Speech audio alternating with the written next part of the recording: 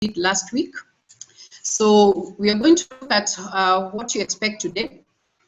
We are going to have a brief recap on what, how and where you invest in early career, because you'll be building up on what you did in your early career. Then we'll go to mid-career stages, and we'll try to define this stage. For those who are already there, they will either confirm that that is what is happening.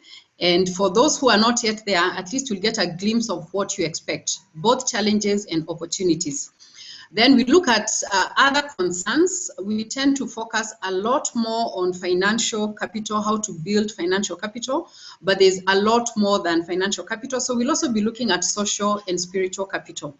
Then definitely we'll go on how to invest, where to invest, and then I'll challenge you on what your investment strategy will be. And then thereafter, we can take the questions.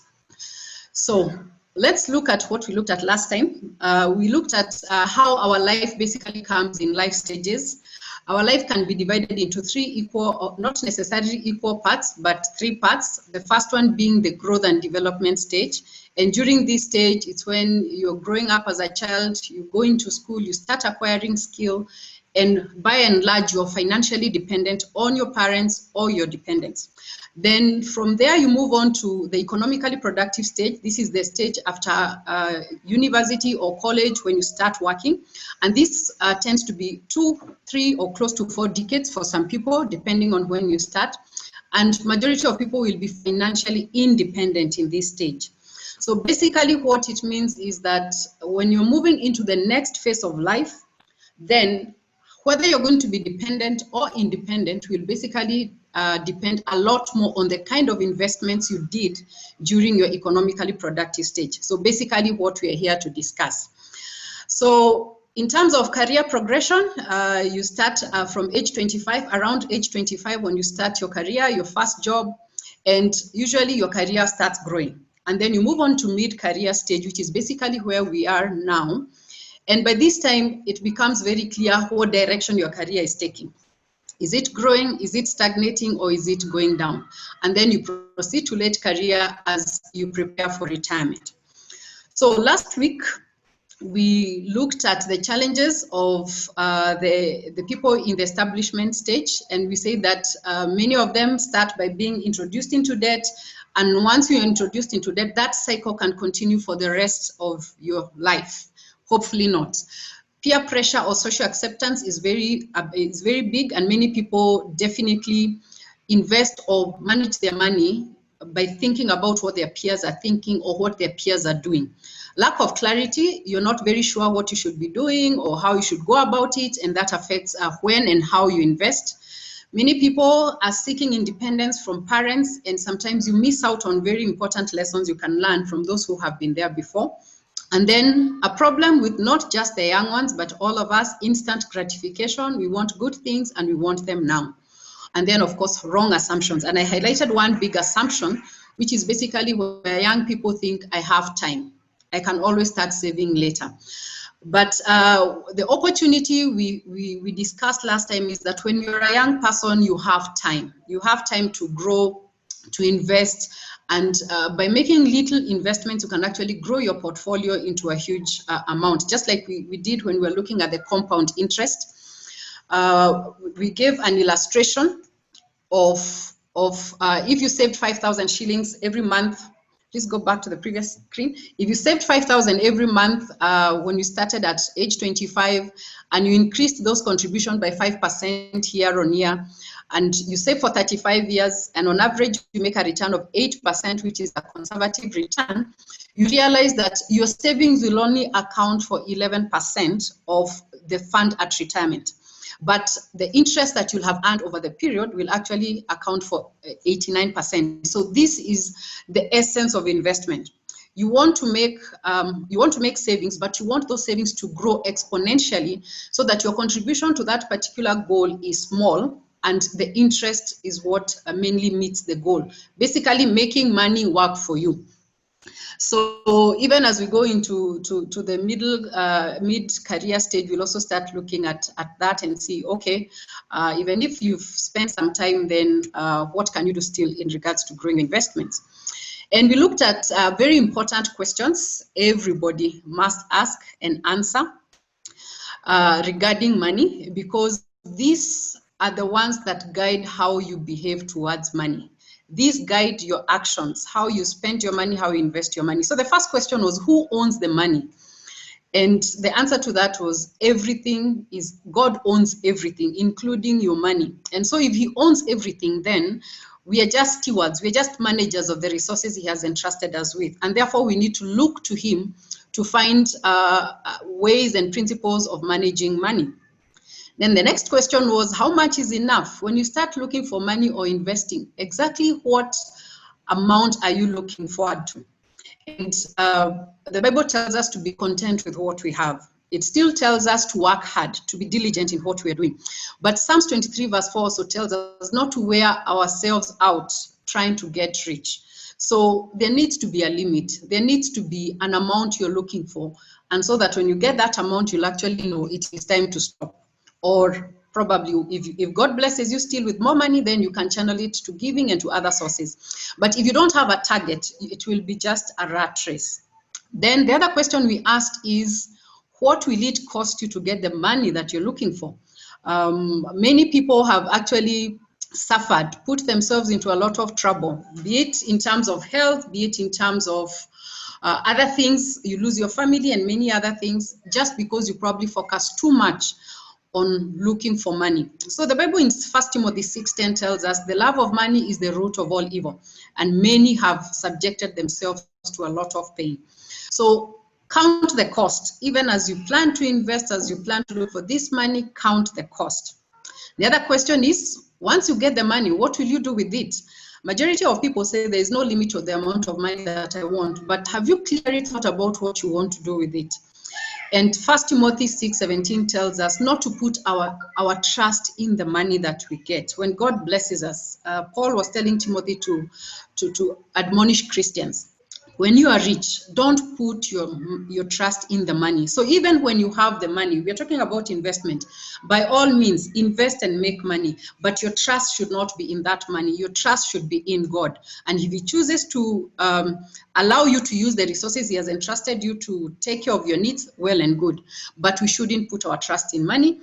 But he also encourages us to share, and not just to share, but to share generously. So money is not just for us, it is for us and also to share with other people, especially those who are needy. So that is what we covered last week. I will not go into details of where to invest, but today we will focus on mid-career. I realize that we have a large number of you who are here last week, but we also have new people who are not here last week. Maybe you can go to the chat and tell me, why exactly are you here? Why did you decide to register for this webinar? And why are you here? Is it because of something you want to learn? Is it because of a pain that you have? Just give me an idea of why you signed up for this webinar. So we move on to the mid-career. Mid-career stage starts roughly from around 35 years.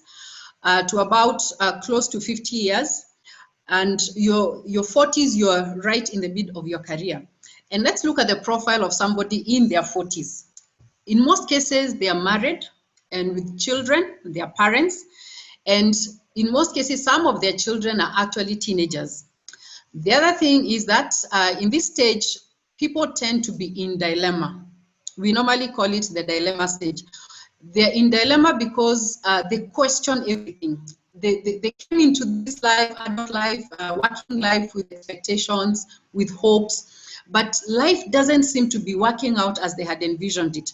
So one of the things they start questioning is the values. The values they held, are they still the values that I want to continue holding? We see a lot of relationship, people reevaluating the relationships they are in. Should I remain in this relationship?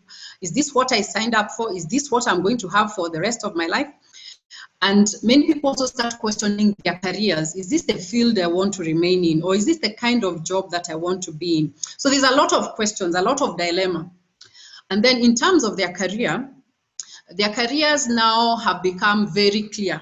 If you progressed well, if your career advanced, you're probably in management level, or you're in supervisory level, or you could even be in very senior management.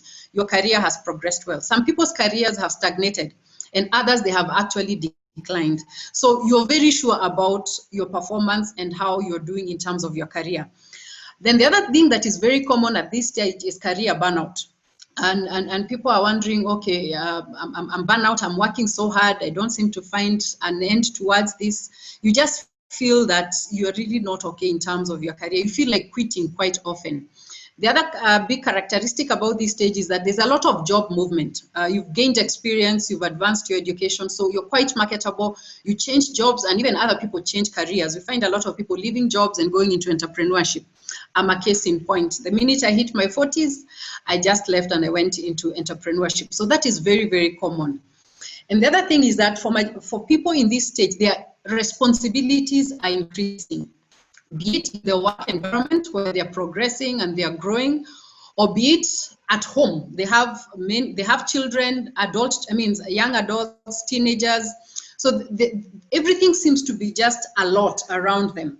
And then there's this unease or discomfort that starts welling up in people, and they start wondering, is this all there is to life? Is this all that I will do for the rest of my life? And many people now start questioning and start wondering, is there something more? Is there something else that I can do? And while they're going through that, one of the biggest consideration is finances. They start wondering, okay, I would want to do something else. For example, I would just want to go and be a pastor somewhere. But how will I pay my bills? How will I do this? Some people want to become farmers. Some people want to pursue various interests. But money now becomes a serious issue. So in terms of finances, life starts becoming complex. What happens is that life is becoming complex. One, because you're more self-aware. When you are young, you thought this is who you are, but through life experiences now you're more self-aware. You know what you can do, what you cannot do. You've experienced some losses and pain.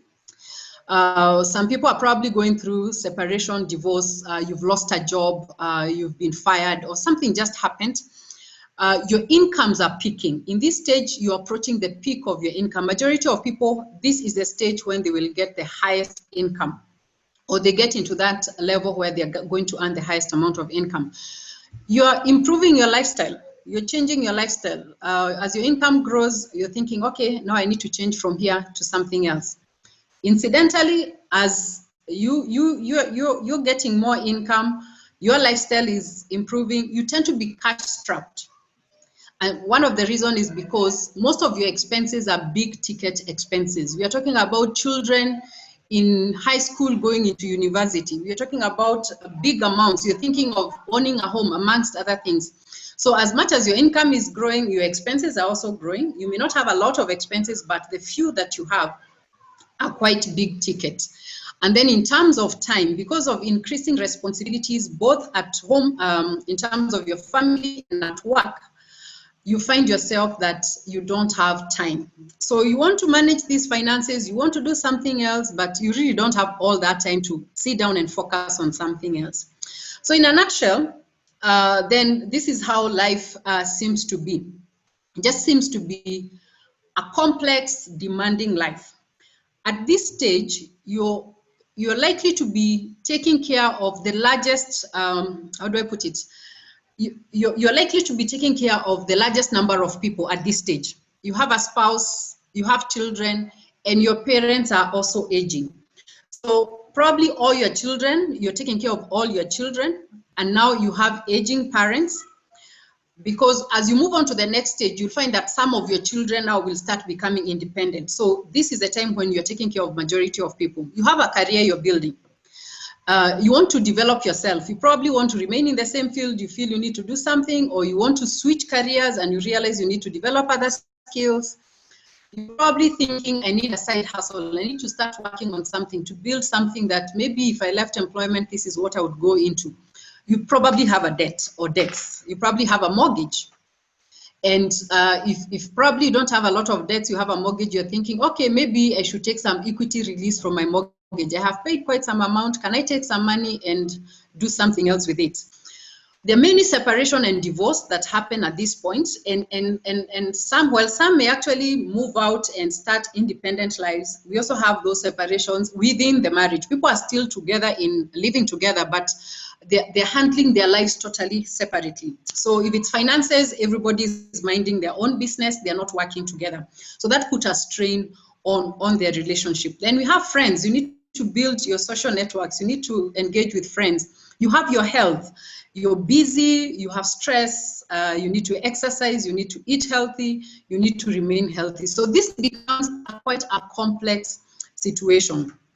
So what do you do at this time, or how do you invest with all these challenges? So we look at some of the big expenses, big expenses that you need to think about at this stage, the things you really need to take care of.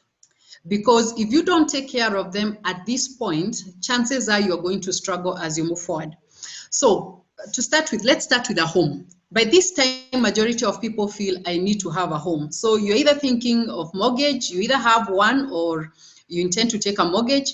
And if you don't want to take a mortgage, or if you don't have access to a mortgage, you're thinking about saving to buy a piece of land and develop. This is a big ticket item. It's not a small expense.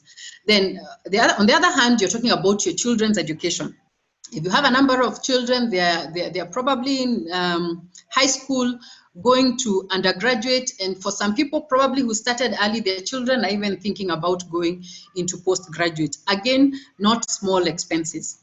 The other thing that you're focusing on is retirement. Around this age, you become very receptive to conversations about retirement.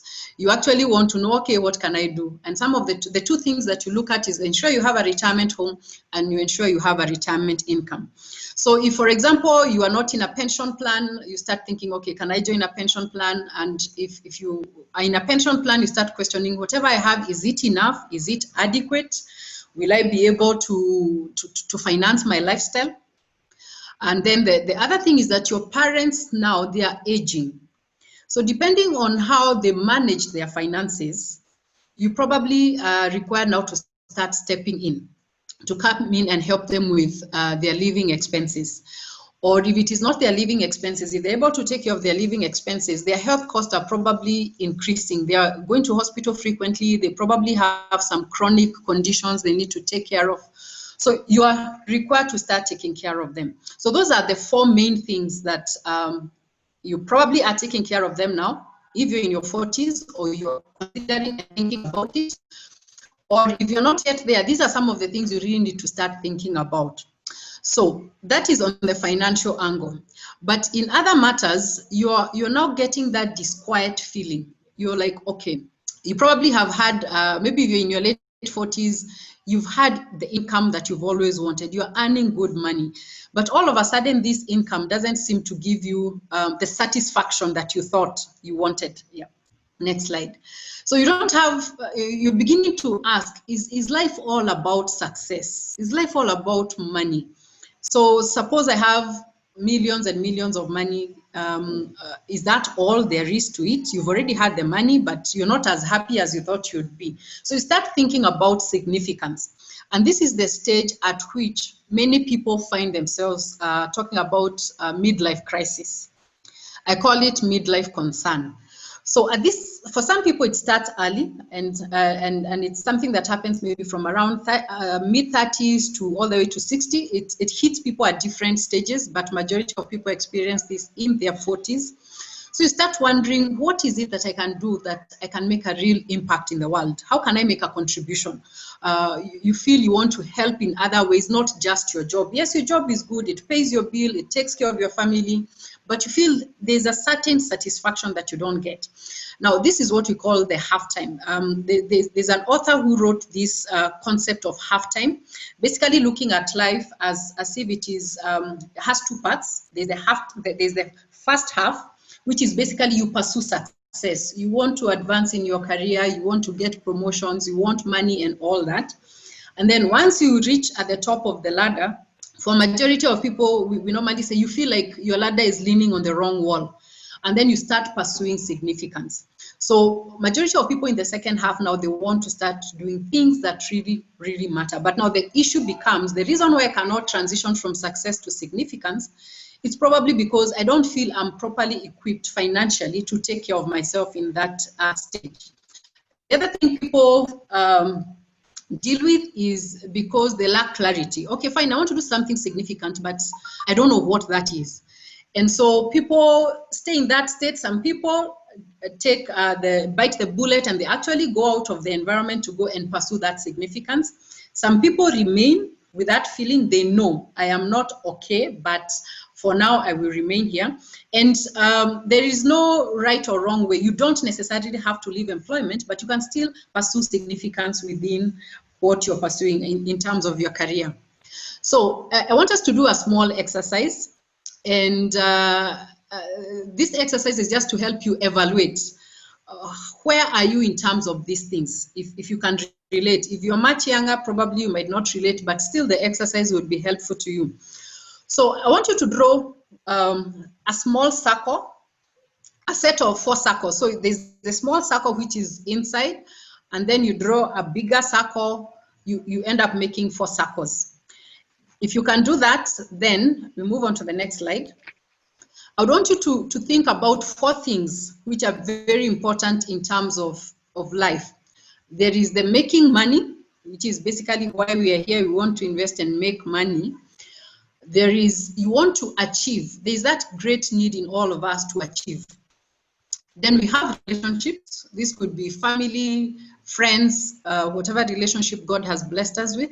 And there's also the spiritual life. So I want you to put the most important thing to you in the inner circle. Whatever that is most important to you, put it inside. And then the second most important, and then what you'll have in the outer circle is the least important. We can do that. I wish some people can just unmute their mic and say, yes, we are doing that. And hopefully we can get someone who would want to volunteer and tell us what is in their circles. So the innermost circle is what is most important to you. The second one, second most important, third most important, and among the 4, what comes last is what you put in the outer circle. Please, 1 minute, you do.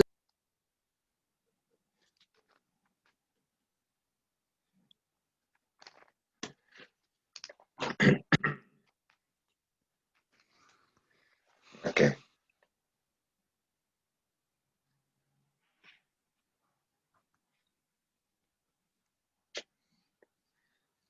There's someone who would like to volunteer and tell us what is in their innermost circle? Check mic. Am I allowed to volunteer someone? I would like to volunteer Reverend Isaac, and then we'll have Elizabeth. So let's start with Reverend Isaac. Okay. At my core is maybe it's a relationship. Yeah, I'm unmuted. Check mic. Yes, I can hear you. Okay. Mine at the core is relationships. Mm-hmm. Mm-hmm. Second from there. I say all of them. Yes, the 4 of them. Oh, okay. So then spiritual life, then making and spending money, and achievement is at the outside. Okay. Yeah. Anyone else who want to? Okay. As for me, Elizabeth, please. Yeah, it's Elizabeth here. I'm young. I'm not yet in my 40s, but for me, the innermost core will be spiritual life. And then the second one is relationships. And then making and achievement, and then making and spending money. In that order. Achievement, making and spending money. Okay, thank you very much. If you look at my slides, at the bottom, the question is, what is the most central to your life? But what I want you to look at now is, where do you spend most of your time and mental energy? So for Elizabeth and Reverend Isaac, I would want you to tell us whether that is the order in which you gave us. That is what means a lot to you, but is that where you spend most of your time and your mental energy? Yes, for me it is that. For me, at the core is my spiritual life. That is where I invest most. So, Elizabeth? I'm saying for me, that is where I'm spending my energy, I would say. Okay. Yeah. Right. Reverend Isaac, is that the same place you're spending your energy? Yeah, I spend quite a bit of some energy in relationships and spiritual life. Obviously, a lot of mental energy also goes into making and spending money, but it's not at the core. So it's interesting. Maybe it's something to do with the 40s, that you spend a lot of time making and spending money, but not necessarily at your core. Achievement, it's good, but it's an outlier. Okay. Mm. So I think I want to correct maybe Reverend Isaac in the sense that where you spend your time and mental energy, where you spend your most time and mental energy, that is what is most important to you. We say actions speak louder than words. And so the essence of this discussion is basically to challenge you, because if something is very important, then that's where you spend most of your energy. So in this stage, in the 40s, yes, you have all these things to balance out, and it's very easy for them to fall out of balance. So what happens is that people normally have their priorities in this shape, whereby they try to put their financial capital as the base. You look for money and you think, once I have money, I'll be able to take care of my relationships well. I'll even be able to serve God when I have money. But if you look at this pyramid, it is in a very unstable position. If that was to stand on its own, that is not the right position. So the right position is to have the right side up, which is the inverse of that, where you have spiritual capital as your base, and then your social capital as the next important thing, and finally the financial capital. Now you may ask, you may wonder, okay, fine, you're saying you have the spiritual capital. Why is that important? First of all, it's because everything you need to know about making money, you can actually get it as you pursue spiritual capital. Everything you need about making money. Second, when you make this money is basically, a big part of it goes into building your social capital, taking care of your family, taking care of the needy. And when it comes to finances, yes, they are important, but we never look for money just for the purpose of looking for money. Financial capital is not important. What makes it important is what you're able to do with those finances. And a big part of it is basically the social relationships. So I'll just pick a few scriptures that we get regarding spiritual capital, how you can use spiritual capital, or how spiritual capital can guide you into making money. So for example, there's the Matthew 6:33 verse that says, seek first the kingdom of God and the rest shall be added unto you. I don't think we really think much about this when it comes to finances. We know the scripture, but applying it becomes hard. But if we believe God is true, and what his word says is true, then his word says, seek first the kingdom of God and the rest shall be added unto you. If you read the previous passages, he was basically talking about don't worry about what you eat, about what you wear, because your father knows these things. And then Jesus said, Jesus, the Son of God, Jesus, the one who created us, he said, seek first the kingdom of God. So if you believe Jesus to be who he is, and if you believe him to be true, then you need to believe this verse. And if you believe that and you seek God's kingdom first, then you should be able to have the rest. The next verse talks about honor the Lord with your wealth and with the first fruits of all your produce. Then your barns will be filled with plenty and your vats will be bursting with wine. Basically, that is what we are looking for. We are looking to fill our barns with plenty. We are looking to fill our vats with bursting with wine. We are looking to get all these resources.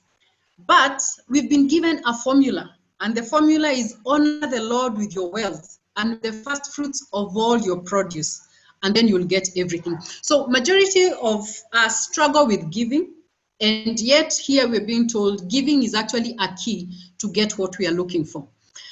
The other thing one of the things is we are told to train up a child in the way he should go, and when he is old, he will not depart from it.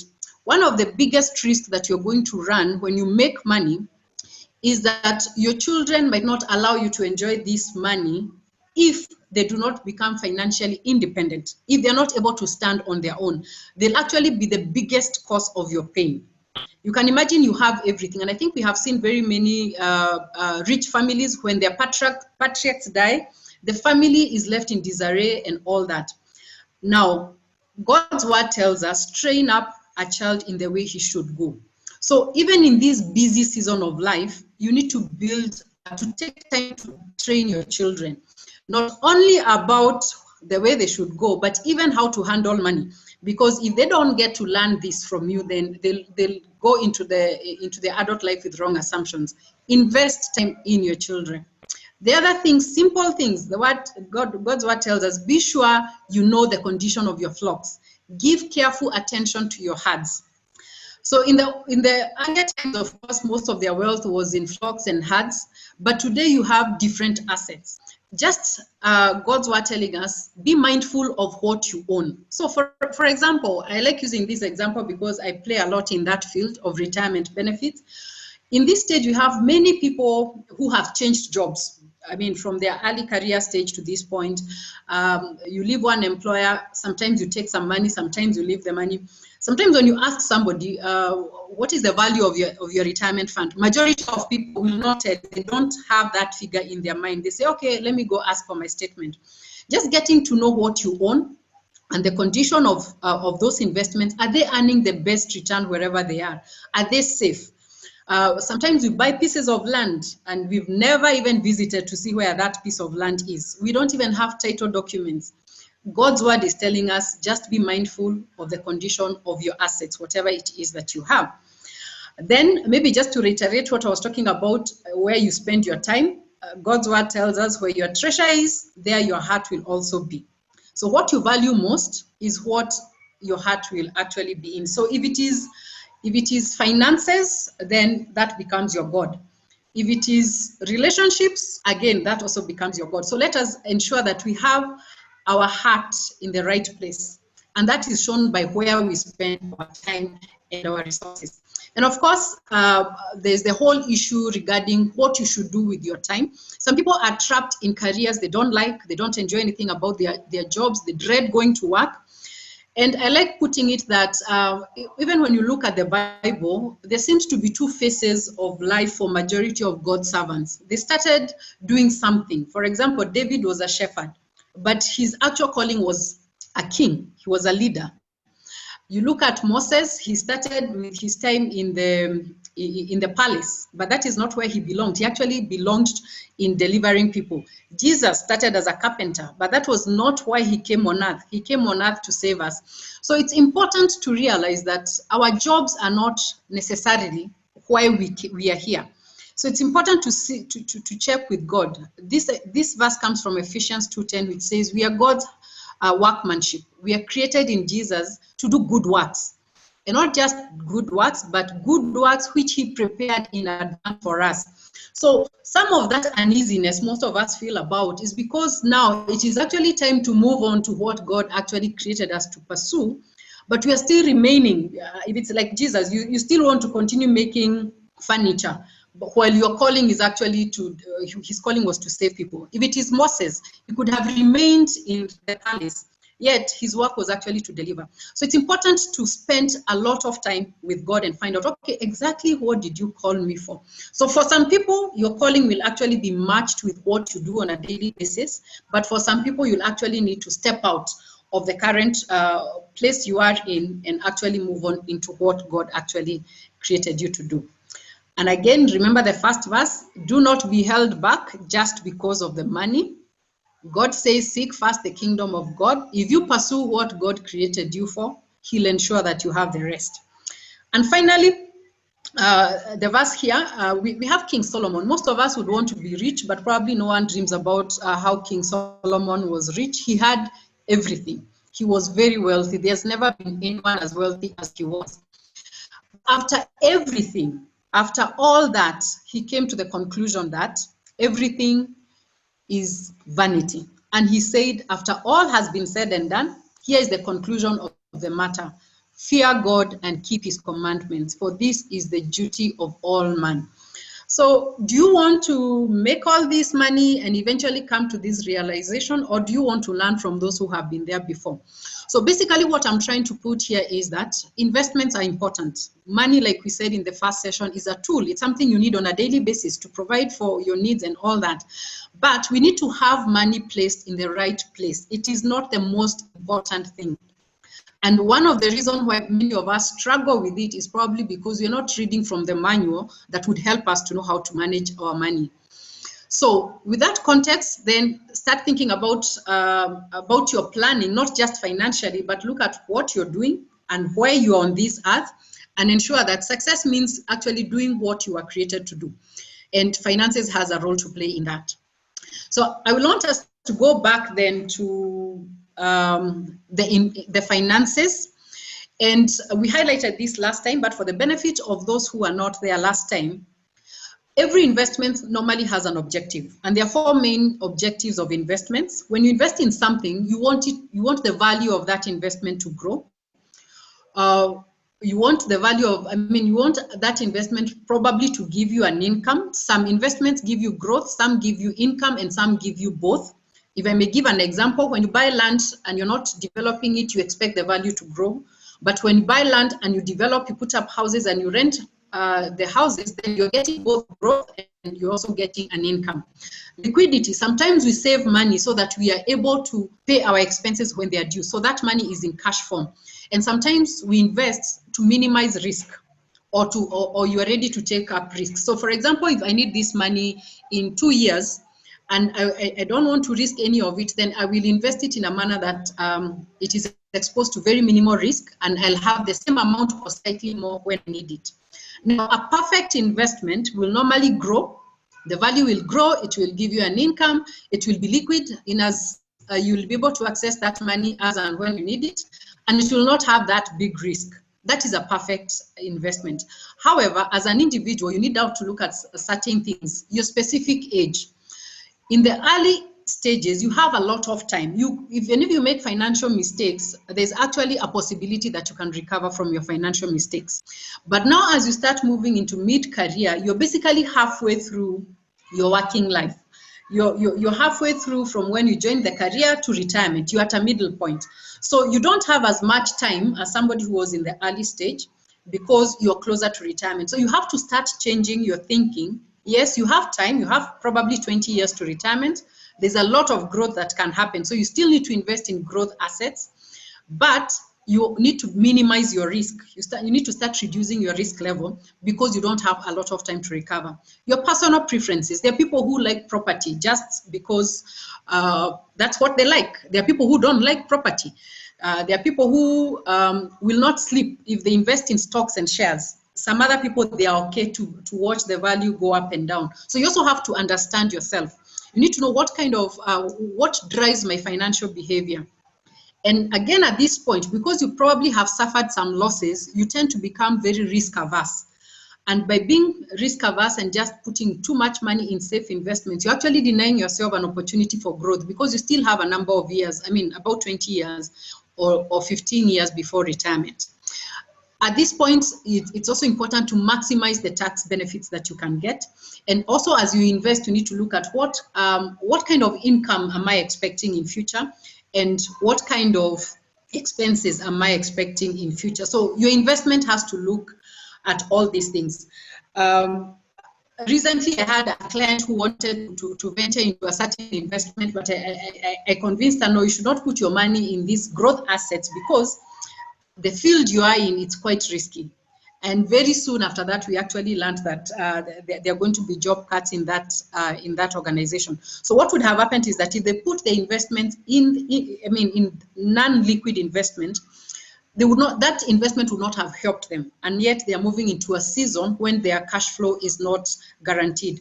So look at what is happening. Some things can be predicted, some things cannot be predicted, but you need to balance all that. So with that in mind, what is the investment strategy for people in their 40s? You need to combine wealth accumulation and wealth preservation. Remember, in the earlier stage, we focused a lot on wealth accumulation, growth assets. Now, in this season, you do a combination of both. You have growth assets, you can buy shares, you can buy some property. This is not the time to go heavy into property.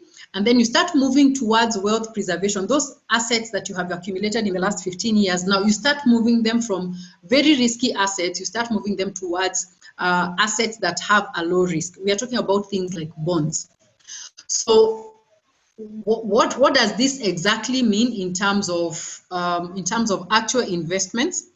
So, for example, emergency fund. We talked about emergency fund last time. This is the money that you put aside to cover your expenses should you lose your job or your income. Now, earlier we talked about having an emergency fund of 3 to 6 months in the early career stages. But right now you realize that your expenses are growing, and your expenses now are big ticket items. So you start increasing your emergency fund. At this stage, you are recommended to have an emergency fund that can take you for a whole year. 12 months worth of your living expenses in your 40s. And this is because also lifestyle has grown.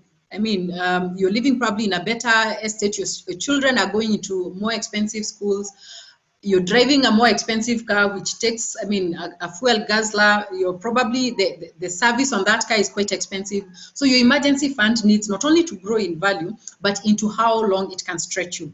Remember, your incomes are growing. And then in terms of things like retrenchment, you tend to be a high target for retrenchment, because with your salary, your organization can probably employ 3 or more people who do the same job. Probably not exactly as you can, but the point is you're risky. Your job is at a riskier position. So you need to realize that then you need to plan for a career interruption. It's not a goal you work towards, but it's something that is likely to happen. So you actually plan with that in mind. So emergency fund, you increase it to 12 months. Now, where do you put that emergency fund? You put it in a money market, and we'll see later some of the avenues that you can put your investments. Retirement fund. At this point, like I said, you're very receptive to retirement conversations, because you realize you're halfway in a very short time, or probably even want to retire early. You need to start building your retirement fund. So if you're in a retirement scheme, an employer-sponsored scheme, you need to maximize your contribution. If it is voluntary, please join. You still have some time. You can build your retirement fund. Then as your income grows, you realize that you'll go beyond the tax benefits. So for the younger people, we encourage them to make additional voluntary contributions in their retirement benefit scheme, because they probably have not exhausted the tax benefit. But now when you are in your 40s and your income has peaked, then you need to start thinking beyond the retirement benefits, because you've already maximized on the tax benefits. Probably even part of your own contribution is coming from taxed income. So that benefit you normally get from a retirement benefit scheme, at this point you do not get it. So if you intend to make additional voluntary contributions beyond 20,000, then I encourage you now to start thinking of investment income. Investing for income in retirement, but outside the retirement benefit scheme. So you do the maximum and the mandatory contributions, you must do that there. But if you want to increase your contributions, you put them somewhere else. And we will see some of the assets that you can put there. So the point here is that you have a limit as to the tax benefit you can get from, maybe I can illustrate this. If you're making contributions beyond 20,000, those contributions come from taxed income. That means you've already paid tax on that contribution, and then it is invested. And then once that amount is invested, whatever return you get on an annual basis, it is actually taxed. While what is the contributions you make from 20,000 or the initial amount that is tax-free, it is not taxed. So if a pension scheme, for example, declared a rate of 10%, the actual growth on your contributions above 20,000 will be 70% of that. So it will be at 7%. So if you're taking your own contributions or your own additional voluntary contributions and you're putting them in a pension plan, it's probably not going to be the best growth in a pension plan. So I don't want to confuse people here. If you're in an employer pension scheme and your contributions are beyond 20,000, you must contribute because those are mandatory contributions. But if you are thinking of boosting your retirement fund, then those additional contributions you would have made, I suggest you put them in another asset, which is geared towards providing an income in retirement. Now, I received a question from Linda Muyoki earlier, and she was asking, the returns in pension schemes are very low. What I would like to say, not necessarily, it probably depends on where. There are two types of pension funds. There's what we call guaranteed funds, and mainly those ones will be offered by insurance companies. And then we have non-guaranteed funds, which are provided by other fund managers. So the ones outside the insurance industry, sometimes, yes, the returns can be positive, sometimes the returns can be negative. So if you're in such a scheme and it's an employer scheme, you may not have much to do with it. Probably the only thing you can do is to look at how the fund has been performing and probably question the trustees whether they invested with the best fund or the best manager. But if you're going to make your own contributions then and you don't want that volatility, then you can actually set up an individual retirement fund and probably with an insurance company. So the returns are not necessarily low. Yeah, sometimes you hear 10%, sometimes you hear 7%. But when you say low, you need to say, what are you comparing it with? What are those other investments that probably are making higher returns? Yes, things like bonds right now, we've been having good returns. The interest rates have been coming down recently, but yes, they make a higher return like 11, 12, especially if they are long-term bonds. Yes, that is one avenue where you can invest. But the advantage with retirement benefits is that one of the things is that the growth is compound. A bond will give you a simple interest. They will just say 12% of 100,000 that you invested. But for retirement benefits, the interest earned actually on a monthly basis becomes the principal, and the interest on the next month is based on that. So your funds tend to grow faster. So Linda, I would want us to have a conversation more, maybe in detail about this, but retirement benefits are some of the best investments you can actually make for your retirement because of tax advantages, but also because of the way they are managed. Professional management and security, and the industry is quite well regulated. You're not likely to lose your money. So I've talked about tax efficiency, and part of tax efficiency is retirement benefits. And then if you have a mortgage and you live in the house, you can actually get tax relief up to 30% of 25,000 shillings. So if you're paying an interest of 25,000 or more, the cap is 25. So that amount is normally deducted from your salary before it is taxed. So look at the areas where you can actually get these tax benefits. The government has allowed you to have it. You don't have to pay money to KRA if you don't have to. Another way of saving taxes is life insurance. If it is the right thing for you to do, you can actually get a tax benefit because 15% of the premiums you pay, you get it back as a tax relief up to a limit of 5,000. Now, as you're building, as you're investing in this season, the other thing you need to look at is life insurance. And let me differentiate between life insurance in terms of education policies and the kind of life insurance I'm talking about here.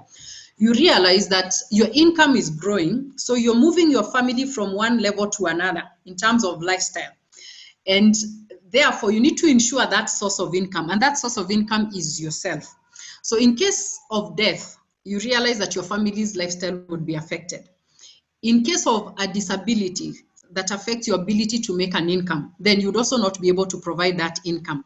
Therefore, it is very important that you insure yourself.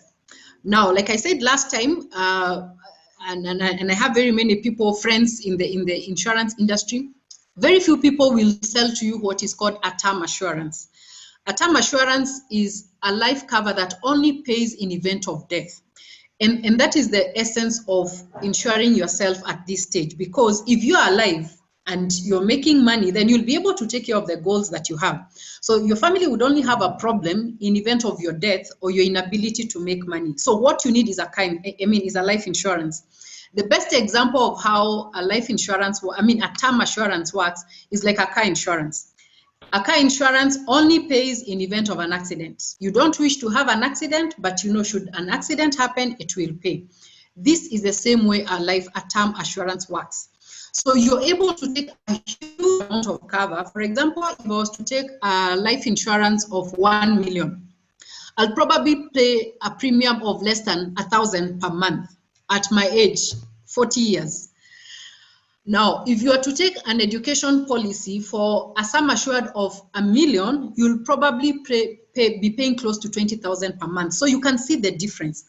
Term assurance is very cheap. You'd be able to take a cover of 10 million, 20 million, and it is something that you can afford. So ensure that you're protecting your family so that in event of your untimely death or your inability to make money, they would still be able to enjoy the same lifestyle. So increase your emergency fund, build your retirement fund, ensure you're taking advantage of all tax benefits, and then insure yourself, even as you insure the assets that you have taken or that you have acquired. If you have a house, ensure you insure it against fire, amongst other things. Now, what are some of the things that you should not be doing, or some of the things that you should reduce? The obvious one is debt. As your income increases, you're likely to feel that your ability to repay a loan is high. So let me take more loans so that I can repay. Now, that is something that you should be trying to come out of, because one, like we said, you're at a risky position, even in terms of employment. So most of the people who are losing their jobs right now, their biggest problem is how they're going to deal with the debt.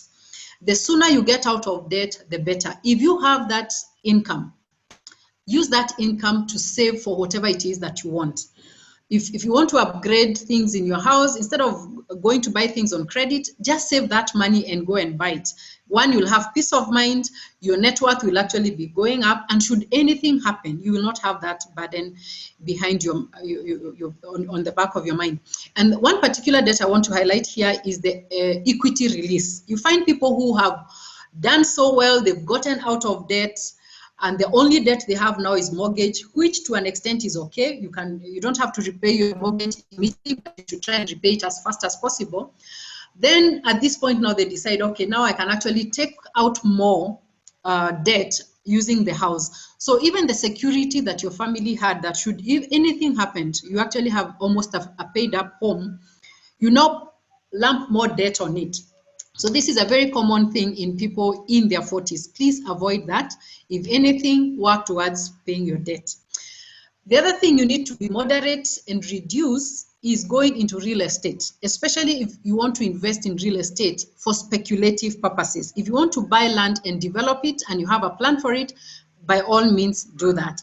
But real estate, as you move towards retirement, real estate hardly meets your needs.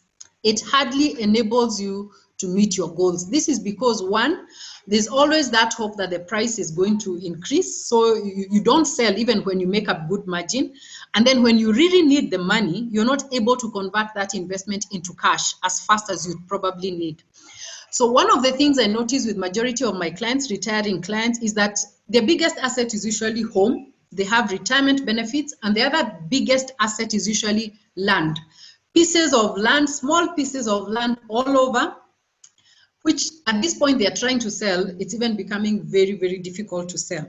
So instead of going into real estate at this point, you need to either develop what you already have, or probably think of moving now towards something else. Remember, you're now trying to balance growth and preserving your assets. Real estate will not necessarily do that. Of course, this is not a blanket statement. It depends with what property you are buying. But the common trend we had in Kenya, where we are buying land through circles and such kind of things, it will not, many people have a lot of land, small pieces of land, and they cannot be able to sell it. They have needs, they cannot meet them. And then people sort of get sentimental about these pieces of land. They don't want to sell them, and they are probably struggling. And even as you move into retirement, you need money for healthcare and other things, and you cannot liquidate them fast enough. The other thing is many people, because they've burnt their fingers, they bought Safaricom shares and they didn't understand how shares work. So when they dipped into Tubob, they sold everything, they had taken a loan, they burnt their fingers. So they decide, you know what, the safest investment is cash. So you'll find many people in these states, because they have a lot of money, they're earning a good income, probably they're able to have a surplus, but they are not investing that money, not even in the low risk investments such as money market. So you hold a lot of cash and you lose out on opportunities to make a lot of money. For example, the money market rates have been very good recently. I mean, most of this year, even with the COVID, and you find that some providers are able to give 8%, 9%. So if you had $1 million shillings, instead of just keeping it in your bank account because it is safe there, if you put it in a money market account, which is almost as safe as your bank, you'd actually be able to make 90,000 shillings in a year. So once you deduct tax, that would probably come to around, tax is 15%. It would actually come to around 70,000 or something like that. Now, 70,000 can take your family on holiday, depending on where you go on holiday. It can pay school fees. It can do other things. So you could be losing a lot of opportunities by keeping your investment in cash. Then the other thing you probably should not be doing at this time is adjusting your standard of living, your lifestyle with every increment. You are now in management, your 10% increment is actually 100,000. So you start increasing or raising your standard of living at this stage. Now, if you are going to raise your standard of living, raise it if you can afford it. That is, you're doing it without debt, and you're able to do all the other things. You're able to as your standard of living goes up, you're able to increase your emergency fund, you're making a proportionate contribution to your retirement, and you're taking care of other things. So if you can try and define the kind of standard of living that you wish to have, and also the kind of standard of living that you wish to have in retirement. Remember, now you're not very far off to retirement. And again, you don't even know when you will retire. It is possible that you could lose your job or you could leave earlier than you had intended. To avoid that drastic adjustment, then define your standard of living and maintain that, and fund most of your expenses and what you have to do in cash. If you want to upgrade then to a new neighborhood, then if you can buy that house cash, well and good. If you can build it cash, well and good. Otherwise, you start setting yourself up for this drastic change, especially in event of retirement or in event of losing your job. So be careful about this. Having more income does not necessarily mean you need to increase your standard of living. Define what you want to have and use retirement probably as a benchmark, and you'll be able to navigate through quite comfortably. So what are some of the investments that you need to make? Money markets. Money market is a basic.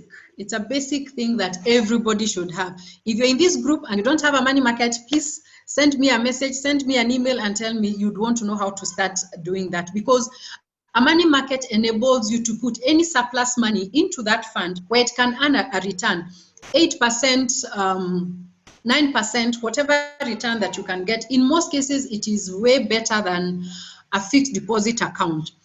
You save your money there. It is a bit far from you, so you won't dip your hands into it. You can save for irregular expenses such as school fees, such as car service. What else do we have? Insurance premiums, some of those things that you need to do irregularly. So, and that is where you put your money, your emergency fund, 12 months worth of living expenses. The next thing is retirement benefits, a pension plan. That is a basic. And we say this because one of the things you do is you get tax benefits. The other products, there are products like deferred annuities that you can do that. You can actually do that. You just need to speak to people in the retirement benefits sector. Come to me, talk to me about these things, and you can structure how we can build funds that are designed for retirement. The advantage with deferred annuities is that you put in this money and you say that you want to access this money at a certain age. So it's an insurance contract. They will not pay you before then, and then they quote for you how much this fund is going to grow. In most cases, you get a better rate compared to what probably other investments are making. They make projections, and that is what you get to enjoy. Bonds. it's quite unfortunate that majority of us do not invest in bonds, and most of the people who invest in our bonds are foreigners, because they can get a return of 11%, 12%. In Europe, if you get 3%, it's a very big return. So we miss out on these investments. First of all, our government is still, with all the problems that we have, it's still able to meet its obligations, it's able to pay its debts. So it's a secure investment, which also helps you to build your cash flow, because it pays you an interest every 6 months. So you can adopt what we call a ladder strategy. This is where you buy bonds at different points, such that when the interest is being paid, it can actually form like a passive income. You can actually have a parallel salary. Every month, you're receiving some money from the bonds. So if you keep doing this, you can actually build that income that would enable you now to survive on that income without necessarily the job that you have to do. This is one of the best ways of creating financial freedom. Many people ignore this, and it's also one of the best things in terms of taxes, because if you take a long-term bond, 15 years and above, you actually pay an interest rate of 10%. Most of the other investments, including money markets, you pay a withholding tax of 15%. Shares. I know shares, our stock market is not very big, it's small compared to other markets, but there's still opportunity for growth. For those who pick out very good stocks like Safaricom, many people bought and sold, but those who stuck with what they had, we realize that they have gotten a lot of value. Now, how do you go into shares? Remember, we said you still have an opportunity to invest in growth assets. So shares is one of them, and we're talking about publicly quoted shares in this case. Don't borrow money to invest in shares. You're going to have sleepless nights, and especially when the market dips. So what do? If at the end of the month, you find yourself with 5,000 shillings, go and buy shares. The minimum shares you can buy in the stock market is 100 shares. Safaricom price right now is about 30 bob. You can actually buy more than 100 shares of Safaricom.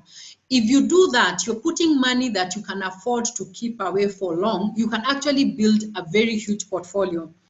Earlier on in my career, when I started investing some money in shares, I had a very good broker, and he would just call me and tell me, Rose, you need to buy this. So what happens is that every month I would spend 1,000, 1,500, and I built quite a huge portfolio within a very short time. And that came in very handy when I needed to put some deposit for a mortgage. I was able to take care of that. One of the examples he gave me, there's this lady who was just putting 1,500 shillings, and she had put it for like 3-4 years. And that was the time when the stock market was doing quite well, around 2005 to 2010. And within no time, this lady had a fund of 1.5 million. So it is something you can do as long as you just use money you can afford to keep away for long. Don't take a loan to go into it if you don't have the money. And then you'll be able to actually take care of some long-term goals. If, for example, when you're retiring, you need to renovate your house or to upgrade your house, by putting in 1,000, 2,000 shillings every month, the assets are growing, the shares are growing, you can actually be able to do some of those things. So when you go into shares, no, it's long term. Give yourself 7 to 10 years to be able to realize your value.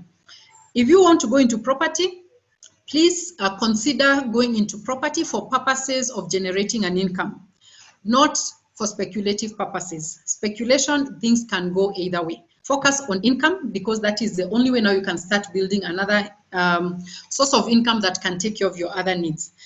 Insurance, I would say prioritize term assurance. Your age is also a little bit advanced, so if you're going to take an education policy, yes, it can work in certain circumstances, but the need we are talking about here is a term assurance, where you are able to take a huge amount of insurance, which can provide for your family, but it pays only in terms of death. Then if education policies is a good thing for you, then you can evaluate that. Start thinking about health insurance, both for yourself and also for your parents. One of the things you can take care of, remember we said you're taking care of your children, and you're also taking care of your aging parents. Buy them a health insurance cover, because if they are unwell and they cannot meet that cost, that becomes your burden. So you need to protect yourself by providing that, by taking that insurance. The other thing we need to think about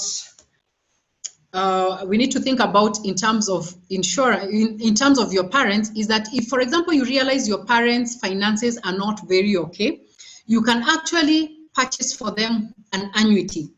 So an annuity would work like a deferred annuity, only that in this case, it starts paying immediately. So if you think their finances are not okay right now, and you can afford $500,000, you can actually take an annuity product, which will pay them, probably if they're in their 60s, they probably can get 5,000 shillings every month for the rest of their life. So what that does is that, because you have high income, you're getting a bonus, you can actually take that money and take care of your parents, so that that doesn't become now a constant expense in your budget. It is well taken care of. So annuities are not just for yourself. Annuities can also be for your aging parents, and they would be able to benefit for that. Now, there's somebody who has requested that we go back to property. So what I just want to emphasize is that property, yes, is a class of insurance. It is very popular, especially with our people, with people in this country. And like I said last time, one of the reasons why we like property is because we can see it, we can touch it, we can smell it, we know where it is. When you talk about bonds, when you talk about shares, these are not things you see. So it becomes easy, and many people are drawn to property. Now, property can be a good investment, and when you're younger, you can actually put your money in property. But even when you put your money in property, have a strategy. Don't just buy any other piece of property, assuming that the value will grow and you'll be able to sell at the price that you want. So speculation is not the best strategy in your 40s. In your 40s, if you want to go into property, think about ensuring that that property is generating an income, what we call productive assets. Because, for example, again, most of the people, how they go into property, you take a loan from the SACCO, then there's this piece of land, it's not generating any income, but you're actually paying money, you're repaying your debt to the SACCO. So instead of this investment giving you money, it is actually taking money away from you. So property, if you're going to it, you can buy a piece of property in a good area that have great prospects for growth. If it is on cash basis, probably, but you need to be very clear exactly what you want to do with this property if it is for speculative purposes. But if you want to have, to develop it and to have rental income, well and good. Now, the other thing I would like to mention about all these investments, especially bonds, shares, property, you can either go and do them directly, where you actually go to central bank and buy a bond, you go to Nairobi Securities Exchange and buy shares, or you can actually get this from what we call unit trusts. You may have heard of that. So unit trusts are funds which are normally created by fund managers, and they allow people to bring in their money. So for example, if you're to buy a bond, the minimum amount you can invest is 50,000. But a company, let me give just an example, Sanlam Investments, ICA Investment, Britam Asset Managers, CIC Asset Managers, I'm just mentioning a few, will normally have these unit trusts, and they can allow you to actually make a bond, to invest into their bond fund using even as low as 10,000. So you can either go directly or you can go through fund managers, and you'll be able to invest in these classes of assets. What I encourage people is that do something about it. Make an investment. Try with a small amount, see how it goes, because until you do it, you will never be able to realize its value. Now we move on to the next. So with all this information now, basically what am I saying? What information am I communicating? You need a plan, because it is not just finances. You have to plan about finances, you have to plan about your relationships, because as you pursue money, you have children you need to raise, and you need to impart them with the knowledge and the wisdom to live this life well. You have your health, you need to take care of it so that it can enable you to actually continue generating wealth. You need achievements which are not necessarily have to do with money. You need your work, you need your purpose, you need to realize, why was I created and am I doing this? So you need a holistic plan. Now, some people are asking whether they should continue asking questions. Please continue putting them in the chat. Then we'll be able to take them at the end. We are almost done. In the next 15 minutes or so, I'll be through with my presentation. So you need a holistic plan. And what is this plan? So coming from the previous stage, the next slide, please. Coming from the previous stage where you are starting your career, we actually looked and say that your strategy is accumulation. You have low income, low expertise, you don't know much about investments. Your strategy at that point needs to be growth and productive assets. So you go into shares, you can actually put some money in land, good land that you can be able to sell. You go into retirement benefits so that you take advantage of the time and compound interest. But now as you go into mid-career now, you realize that yes, your income is growing, but your expenses are also now becoming big expenses. And so we've seen the strategy now at this point is to focus on being stable, stability. And this involves accumulation and both preservation phase. So exactly what does this mean? Have some growth assets by all means, but have a strategy. What growth assets? If I'm going to buy land, where am I buying land? For example, at age 40, if I'm going to buy land, probably you should be thinking, I'm either buying a piece of land where I can build my retirement home, or I'm buying a piece of land where I can develop some rental houses or some commercial houses which I can rent to get an income. So if everybody is going to Kiserian and you have no intention of retiring in Kiserian, you will pass on that investment. But if there's land where you intend to retire, then you will take that. So that starts now giving you an idea of how you're actually going to invest. We like saying that not every good investment is good for you. It might be good for someone else, but not necessarily for you. So you will leave some good investments as you wait for the best investment that aligns with your strategy. Retirement benefits continues to be the one thing that you need to continue doing. Now, for those of us who have changed jobs, and majority of people in 40s, you probably have changed jobs once or twice, it is good enough to start looking at those benefits. Are they earning the best return they can? So if you have your retirement benefits all over, please give me a call, drop me an email. Let us see how we can evaluate and see, are you earning the best return wherever they are, or can we consolidate them into a fund that would give you the best outcome? So that is what happens in your 40s, and that is the strategy that we need to do. So I have shared with you a lot of information. I have told you need to have a money market, you need to invest in property, I have said you need to do this and this. And there's so many things. Yes, you have all this information, but how do you put all these things together? You probably are asking yourself. So most people struggle with finances, not because they don't know what to do, but the challenge usually is in starting, doing it. So I don't think the things I have told you, you've never had them from anyone in the past. You probably have had them. I probably just communicated them differently, but now you have this information. Now what? What next? So there are two ways you can do it. You can do it yourself, or you can use a professional. Now, I did it myself. I actually read a book. I started implementing the things that were in that book. It had 21 steps. I implemented step number 1, step number 2, until step number 21. And I got to where I am today. It took me a number of years. I didn't have clarity in everything. Sometimes I was afraid and I didn't take advantage of certain opportunities. Sometimes I sold some things earlier than I should have. I didn't have a holistic plan. You can get there. You can actually do it yourself. But we know how DIY projects usually are. This couple decided they won't hire a painter. They will do it themselves. And I'm sure somewhere in the middle, they're like, okay, I think I've put in too much. This is becoming very frustrating. It's taking longer than I thought it is. I'm not enjoying this. You can make use of a professional.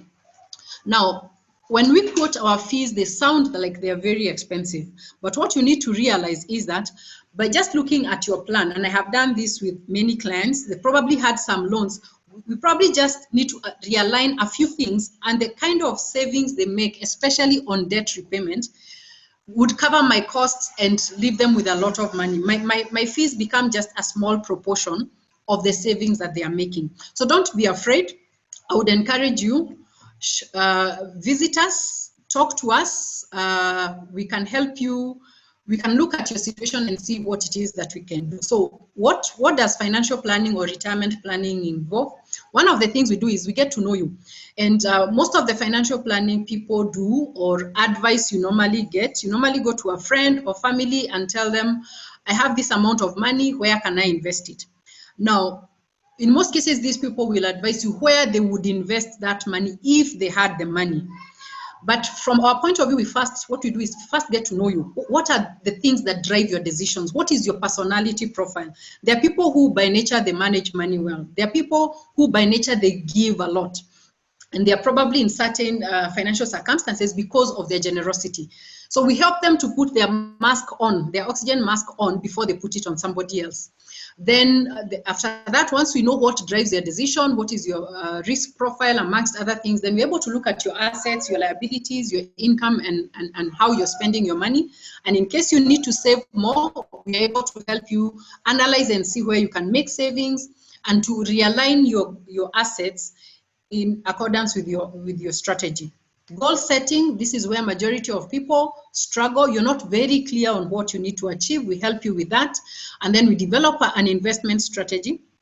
We help you develop an investment strategy. Remember, it is not what I want to do, it is what you want to do. All I do is to help you clarify and to put steps into place. Now, the one thing that we do is that we take you through a decision-making process which impacts you with skills to make decisions. Now, in most cases, you find yourself wondering what to do when you encounter a situation. But with this decision-making framework, it is so clear such that you can apply it in every situation, and it helps you make right financial decision. And finally, of course, we help you implement your strategy.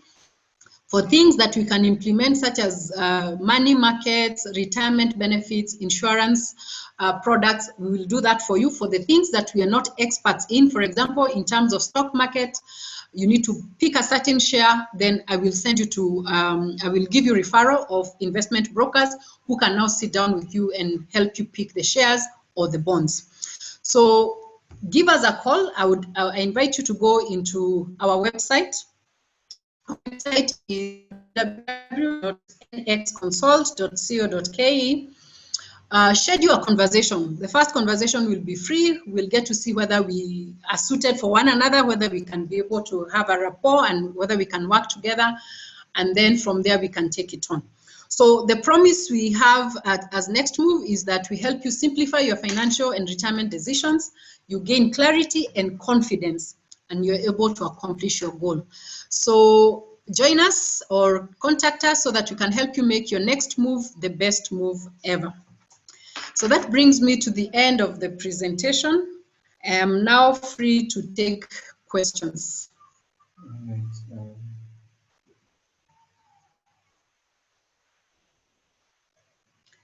I think we all agree that was a very insightful presentation there. We have a couple of questions that have been asked in the chat. So Rose, if you'd kindly respond to these questions. Jean Okeyo is asking about the book 21 Steps, if you mind sharing. Okay, the book I bought is called God's Plan for Your Finances. I actually bought it next week. Unfortunately, I don't have it here. I would have shown you. As late as last year, I referred to we were able to get it. It's called God's Plan for Your Finances. The author is called Dwight. I'm going to type the author's name. So you can Google it and you can actually find it. All right. So in that book, it's written by an American, so some things will not be in our local context, but majority of the things you can understand. So for example, you come across words like 401k, that basically means pension plans. They call their money market funds, they call them unit trusts, they call them mutual funds. So a lot is based on the American, but you can understand most of it. Seems to be a lot of echo. I have muted. Sorry about the echo. I will note your comment. So Christine Orena asked, kindly give details on annuities. How does it work? Okay. So an annuity is basically an insurance product provided by insurance companies. So what it does is that it looks at your age, your gender, the amount of money that you want to use to buy, the annuity, and it also has other options you need to take. So basically what it does, for example, one of the most uses of annuity products is retirement. When you reach retirement, you have been making these savings, and now you want to convert these savings into an income that will pay you for as long as you live. So the insurance companies do their own maths, and they're able to determine how much they can pay you until death. So there are a few choices you get to make. For example, guarantee period. You realize you could take this product and you die in the first month. So what happens? So you choose what we call a guaranteed period, which says that even if death occurs soon after you sign up, it will pay for a certain number of years. This can be 5 years, 10 years, up to 20 years. The other choice you make is whether you're taking this policy on your own life alone, or even on your wife's or spouse's life. So if it's a joint life where both of you are there, it means that you continue paying an income until death.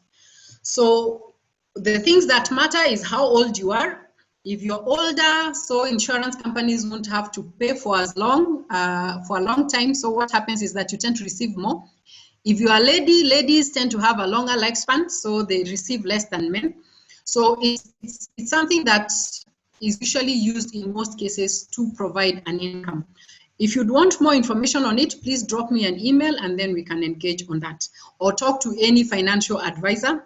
Most of the companies, life insurance companies, they normally have this product, but I would be more than happy to help you with details of this.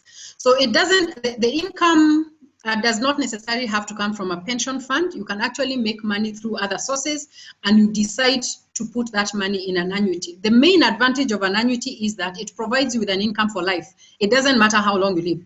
Even if you live to be 100, it will continue paying. So insurance companies take that risk of you living long.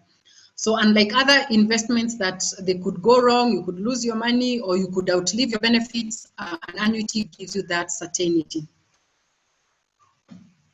All right. Thank you, Rose, for that clarification. Sarah Ndumi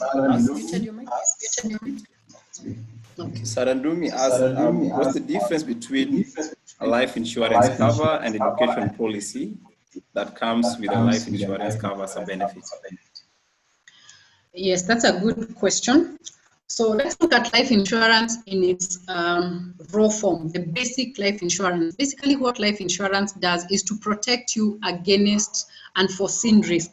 So you take this insurance so that in event of death, then there'll be a benefit payable to your next of kin, to your family. That is the basic form of insurance. And I keep saying the best example of insurance, if you're trying to understand insurance, is a car insurance. So with a car insurance, you take a car insurance so that in event of an accident, whether you're hit or you hit somebody else, or you injure, you destroy somebody's property, the insurance comes in to pay that cost that you would have paid. If you don't get an accident, then the money, you don't get back the money, because what it does is that it works on large numbers. Many people buy car insurance. Some people get an accident, others don't get an accident. So that pool is what pays to other people. So that is the term assurance I'm talking about.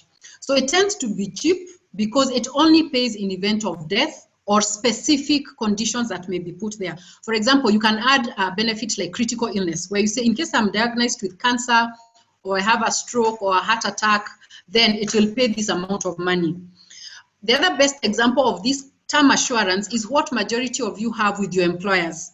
So as long as you're working with your employer, they have provided you with a life cover, but that life cover only pays in event of death, or in most cases, a critical illness.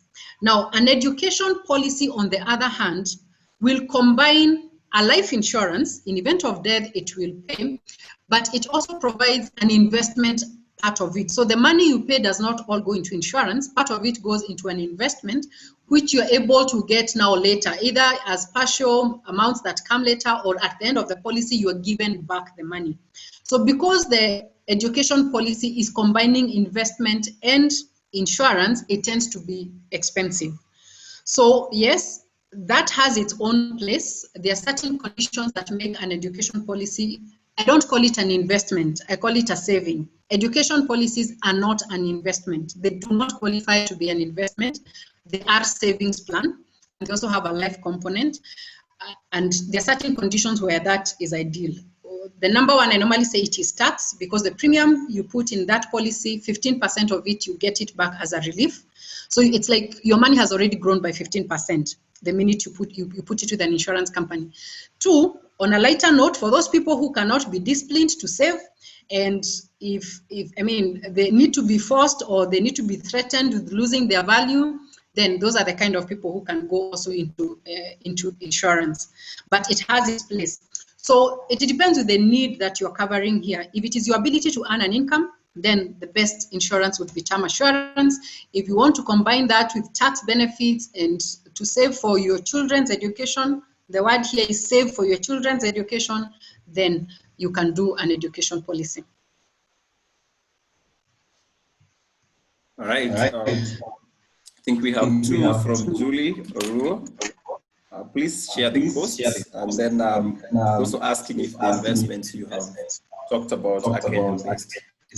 Yes, all investments I have talked about are all local. Actually, I have not talked about offshore investments because there are also other investments you can do in another country. I have talked about basic investments in Kenya. So all these investments are here. The costs, do you mean the cost for insurance or the cost for our services? The cost of our services, they range depending on the kind of work we are doing. But for a comprehensive financial plan, for somebody, especially in this stage of life, 40s, my charges are normally 45,000 Kenya shillings. There are very many ways of paying for that amount. So I would say schedule a conversation and then let us see how we can work with you. Yes, any more questions? We have one from Rispa. Rispa is asking, can SACCOs be considered a good investment vehicle, considering the good returns they have? Good question. Can SACCOs be considered a good investment? I would like to say a SACCO is a different kind of savings. I would call it more of a savings plan, because most savings plan always give you a return. Now, the challenge with SACCOs is that even as you join SACCOs, the main motive behind joining a SACCO is basically to borrow. So while SACCO can help you save, and people have saved through SACCOs, there will be always that temptation to go into debt. So if you're considering being out of debt, then SACCO might not be, unless you're there and you're not borrowing, which might be tricky. That is the trick around SACCO. So some people have put in money there. Some say they're diversifying, and they can do that. But there are other investments that can give you the same return or even higher returns than a SACCO. So like I said, there's always that aspect of personal preferences. But when your goal is to get out of debt, then staying in SACCO just predisposes you to borrow more. So I hope I've answered your question.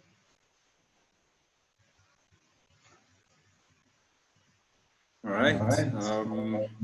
Yeah, we still have time to take a few more questions. All right, so Margaret Kariuki is asking, do annuities work like private investment plans, such that if I purchase an immediate one at age 50, but I'm still on salary, will I start earning immediately or have to wait till I retire? It depends on the kind of annuity you take. There are very many products in the market. So there's what we call immediate annuities. That is a type of annuity you bring your money today, and at the end of the month, or even immediately they start paying. We call that immediate annuities. And then we have deferred annuities, where you decide you don't want to start earning the money immediately. You want to wait for 5 years or 10 years. So it depends on the product that you have. Majority of pension, most people who take annuity for pension purposes, definitely they actually take it and start earning immediately. But we also have deferred pensions. There's a question here. Can you advocate for someone to move their pension cash to put up rentals? It grows cash and gives alternative income to the owner. Of course, that again is a question that before I answer it, I would want to look at your other assets. What else do you have? Because one of the things we talked about last week, and it also applies here, if you notice, I am not talking about investing all your money in one asset. You need to diversify. You need to put your eggs in different baskets. So right now in our country, property market is very difficult. If you want to sell a piece of land, you're not likely to get the price you want, or you're not even able to sell it. So property is taking a big hit, but there are other areas which are doing well. People in the stock market, they're not doing very well. Even in private equity, where you're running our own business, many businesses are going collapsing. So for me to answer that question, I would first of all look and see, have you diversified? Or are all your investments in rentals? If they are all in rentals and you're putting more money in rentals, then I would probably discourage you from doing that.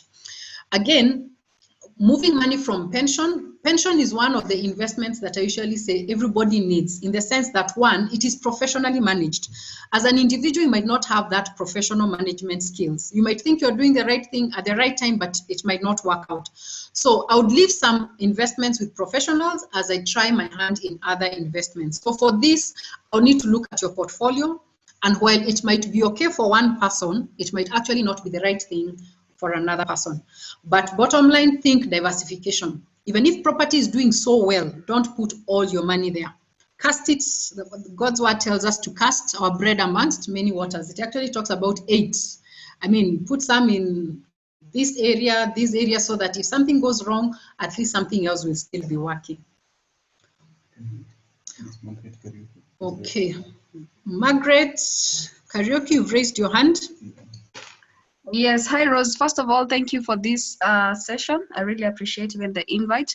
I just wanted to understand more on annuities. If I'm still earning a salary, can I purchase an annuity? So for example, when I hit age 50 and I've purchased an annuity, will it work like a private investment? I think that's what I didn't quite get.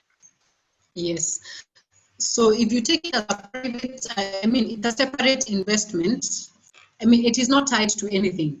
You just define your terms. You say, I have this money, I want to buy an annuity, I want an immediate annuity, it will start paying immediately. So even for those people who use annuities for, as an income from their pension funds, even if you have a salary, you can still earn an annuity. They're totally mutually exclusive. So okay, whether the money is coming from a pension plan and you're continuing to work, it does not say it only pays while when you're out of employment. No, the minute you take it as a separate contract between yourself and the provider, then you define your terms. Yes, Christine. Okay, thanks. Christine? Yeah, thank you very much. Just on the annuity, I just wanted to know whether it is taxable as you're earning the money. In terms of annuity? Yes. So the monthly earnings, are they taxable? Now, it depends with the source of this income or this fund that you use to buy the annuity. So if you used your pension funds, yes, it is taxable, and the provider will actually give you the tax computation depending on the composition of the money you bought this annuity with. Remember, I talked about registered benefits and registered benefits. This is basically the source of your money. Was it taxed when you are contributing, or was it after tax? So that determines. So money from pension will be taxed. Now, if you're buying an annuity from other investments, you sold a piece of land and decided to go and buy an annuity, the taxation is normally done on the investment income the provider is making. So what happens is that when you take this money to an insurance company, they make projections. They decide, okay, we are going to invest this money here. And as they make those investments, there's a taxation that happens. So if they put that money in bonds, there will be withholding tax that will be deducted from that. So what you pay is withholding tax, but by the time now the insurance company is giving you a quotation, they will have explained how much is being taxed, and they'll give you now the net income. So pensions, yes, you have to pay because you didn't pay tax when you're contributing. But if you use money that you had already paid tax while contributing, then you won't pay further tax. But the investment income that the providers normally make as they invest that money is normally taxed. I hope I've answered your question. Yes, yes, you have. Thank you. Okay. So just to reiterate, this is the second of a three-part webinar. So we still have another webinar next week at the same time on Thursday at 5:30. I encourage you to register. We'll be sending out the details by Saturday for the next meeting, because now you're investing in your 40s. Now again, you'll need to invest in your 50s, even as you look at retirement. So feel free to register, invite a friend, and feel free to talk to us. Let's see how we can help you. I would want to direct you to our website. We have a resources page which has blogs. I normally write about managing your personal finances. You can go and find a number of articles there. You can also connect with me on LinkedIn. I also post articles on managing your finances there, and then we can continue to engage. So don't be shy. Don't think it's expensive to do a financial plan. Please schedule a conversation and let us talk. Yes, for security purposes, we will still need to register for the next session. So if you registered now, I'll definitely have your email address and make a point of sending you an email with the registration details.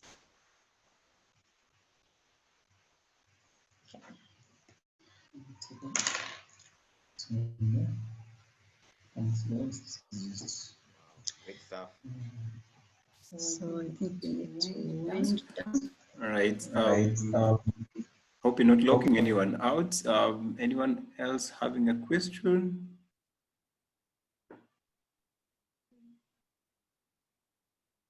All right. Think no one. Great. So once again, take this chance to thank you all for making it to this webinar, and also thank you, Rose, for such a wonderful presentation. We indeed look forward to the next presentation. I'd like to ask, I can see Reverend Isaac. If you could kindly close us with a word of prayer, even as you dismiss us. All right. Thank you. Sorry, my webcam has a bit of an issue, so you can't see me, but you can see me by faith. Thank you so much, Rose, for this very informative presentation. I want to just say thank you very much. I see quite a number of guys from Laka Hill Chapel, and just want to say thank you guys for supporting one of us. But more than that, this is good information, and hopefully we can be able to go and visit Next Move and be informed about the future. But at this moment, let me make a prayer. Father, we thank you so much for your goodness. Thank you for the many insights we've been able to pick up this evening. And thank you so much for Rose, who has gone way beyond the call of duty to help us understand how to be able to plan for the future. And I pray that many of us will take this opportunity and go out and make these important applications in our lives. And Lord, I also want to pray that be there anybody at this moment who is listening to this webinar and even to this prayer, and they are struggling in their finances. Lord, I pray that you would meet them at their greatest point of need. Where they need some extraordinary relief, I pray that you're able to provide it, and continue to provide also for our daily needs. And where maybe we need people to make some important changes, grant to us the courage to make those changes to the glory and honor of your name. So we thank you and we praise you and we glorify you, for it is in Jesus' name we pray and believe. Amen. Amen.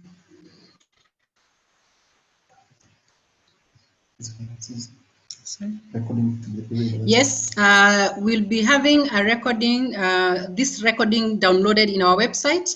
But for those who would like, you can also request for it. We'll be able to share it either on WhatsApp or on email. Okay, once again, thank you very much for attending and look forward to seeing you, God willing, next week. Asante sana. All right. Thank you all. Have a lovely evening. Thank you.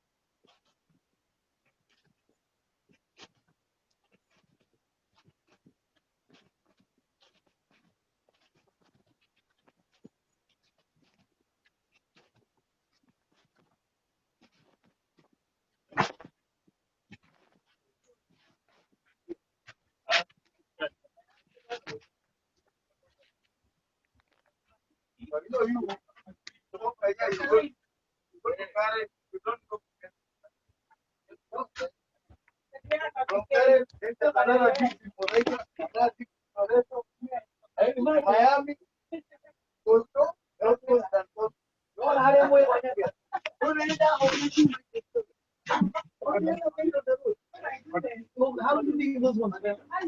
You prank. Right over there where you are. Look over there how full of you know my character.